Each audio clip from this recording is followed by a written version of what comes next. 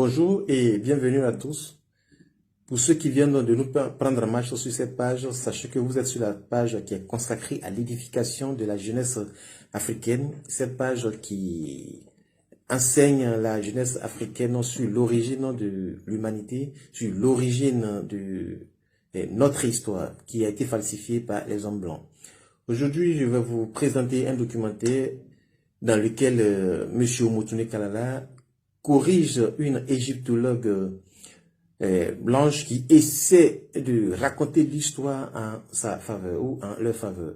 Et ce documentaire a particulièrement deux volets. Le premier volet, c'est le fait que nous devons savoir lire les écritures sacrées ou appelées encore les écritures hiéroglyphiques, l'écriture de l'Égypte ancienne, puisque si nous ne savons pas lire cette écriture, ceux qui vont la décoder, ceux qui vont la lire, vont raconter toujours l'histoire telle que eux ils veulent. Et le deuxième volet, c'est de comprendre encore les textes qui sont écrits dans les livres saints, particulièrement dans les livres chrétiens, dans la Bible, et une partie qui est la résurrection, l'origine de l'idée de la résurrection que je voudrais que vous sachiez aussi.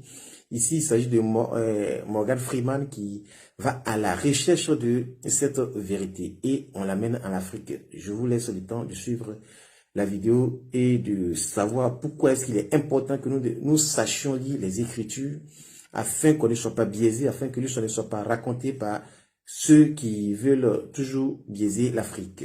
Merci de l'avoir suivi.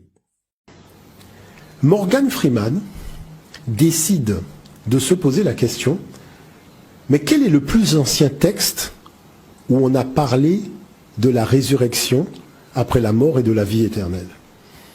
Et voilà qu'avec des moyens colossaux, il part à travers le monde. Et nous allons regarder le premier extrait et vous allez voir où finalement tout le monde l'emmène. On peut y aller. Nathan, est-ce qu'on peut avoir le premier extrait, s'il te plaît?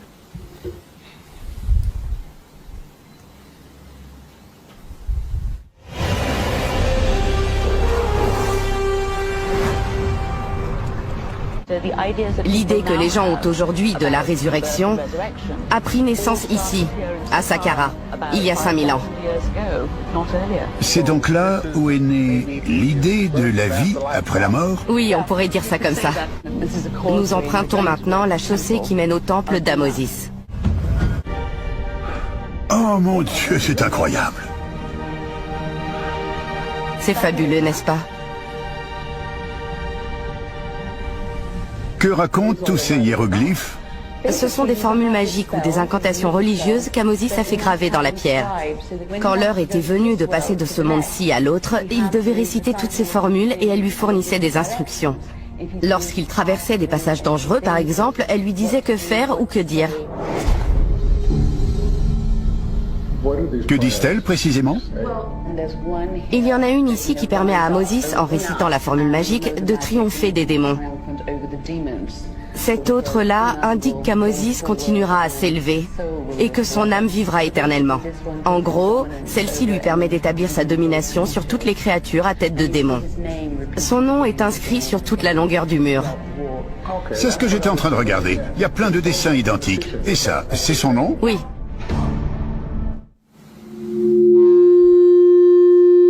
Petit Larsen. Merci Nathan. Voilà. Donc, vous avez vu le documentaire. C'est fabuleux. C'est-à-dire que vous avez Morgan Freeman qui dit: mais j'aimerais bien savoir quel est le plus ancien texte religieux. C'est-à-dire là où, pour la première fois, on a abordé la problématique de la vie après la mort. C'est-à-dire quelqu'un qui ressuscite d'entre les morts le 3e jour. Et vous avez vu où on l'a emmené? On l'a emmené en Afrique.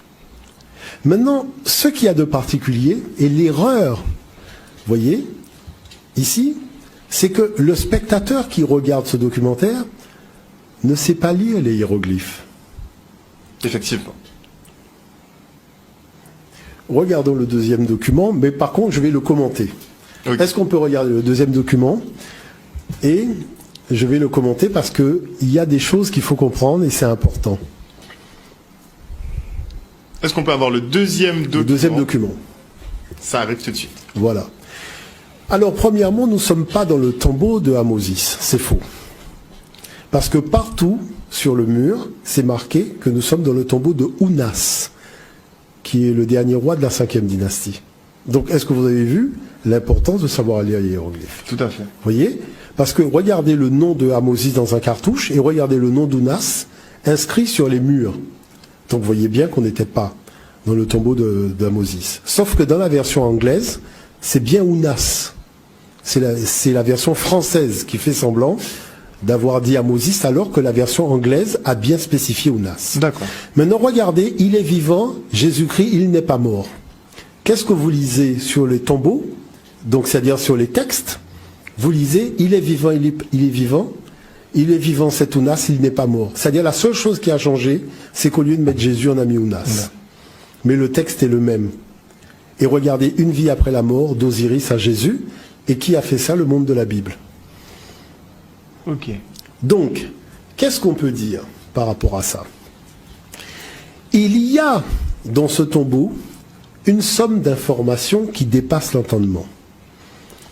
Mais la dame qui est égyptologue, elle n'est pas africaine de souche, puisqu'elle fait partie de ceux qui ont envahi l'Afrique au 7e siècle. Donc elle ne peut pas, comme ça, sur une chaîne de télévision internationale, faire preuve ni de sincérité, ni d'objectivité. Elle a juste dit le minimum. Voilà le premier texte qui a parlé de la vie éternelle, qui est l'original de tous les autres textes qui vont parler, même ceux de la Bible. Vous voyez l'affaire? Maintenant, la chose, c'est quoi? C'est la première fois qu'on a la mention d'un Dieu unique. Vous avez vu qu'elle n'en a pas parlé. C'est la première fois qu'on a la mention du Fils de Dieu qui juge les vivants et les morts et qui leur accorde la vie éternelle. Elle n'en a pas parlé. C'est la première fois qu'on a le rituel du pain et du vin, c'est-à-dire le dernier repas. Elle n'en a pas parlé. Vous voyez ce dire par là? C'est la première fois qu'on a les prières, notre Père qui est Dieu. Elle parle de formule magique, mais lis la formule. Parce qu'effectivement, je vous salue Marie, ça peut être aussi une formule magique. Mais donc, quand c'est écrit sur un mur africain, c'est une formule magique, mais quand c'est un livre, ça devient une prière. Vous voyez comment on joue sur les mots? Donc, qu'est-ce que je veux montrer simplement? Je veux montrer aux gens que le problème de fond, c'est que nous sommes en relation avec des civilisations qui défendent leurs intérêts. Et celui qui ne s'est pas armé de connaissances se fait manipuler. C'est pas une question d'être dans le vrai ou d'être dans le faux. La problématique de fond, c'est qu'aujourd'hui, il y a un grand jeu de dupes qui se joue sur la scène internationale. Et si vous n'êtes pas armé de connaissances, eh bien, on peut vous faire prendre des vessies pour des lanternes. La problématique de fond, c'est que ce mur, moi je le lis.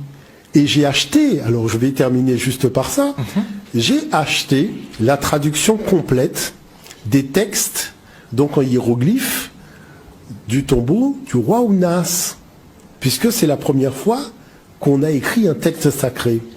Vous imaginez qu'à la formule, donc au verset 345, c'est là où vous lisez que Osiris dit « Buvez, mangez ceci, ceci est ma chair, buvez ceci, ceci est mon sang ».